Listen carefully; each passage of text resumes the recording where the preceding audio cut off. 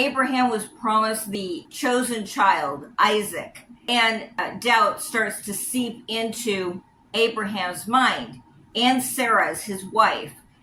And Sarah starts saying, well, maybe God meant you were supposed to have a child, but not through me. Maybe God meant that you were supposed to have a child through my servant Hagar. Let's help God out by you sleeping with Hagar. Abraham could have said no, but Abraham didn't say no. Just like Adam could have said no when Eve was offering him the fruit, and he didn't say no.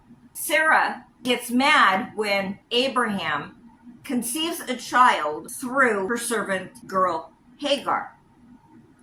She told him to do it, and yet she gets mad when there is a child and Hagar becomes the baby mama. But that wasn't the chosen child. The chosen child was Isaac, the one through Sarah. But they were trying to help God out because doubt seeped in. So then they tried to help God out, tried to figure out what the promise meant. And we can't do that. We've got to stand up against doubt. When doubt creeps in, we need to go to the Bible. What does the Bible actually say?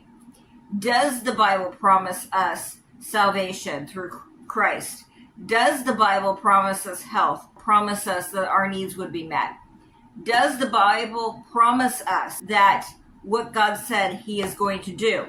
But instead, we are listening to our doubts. We're listening to our fears. We're listening to these voices that speak to us from the enemy, telling us that God is never going to do what he said he was going to do. God is not faithful. That's when we need to rehearse our victories. We need to go back over what God has done for us. Has God saved us? Has God healed us?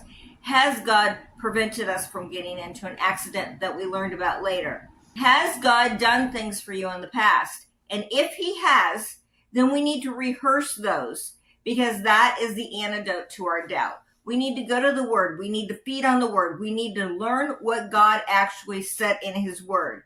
But instead, we dwell on those doubts. We let those doubts fester in our lives. And they lead us and guide us into situations we shouldn't be in. Because Abraham was sidetracked with Ishmael, thinking that this was the chosen child when it wasn't.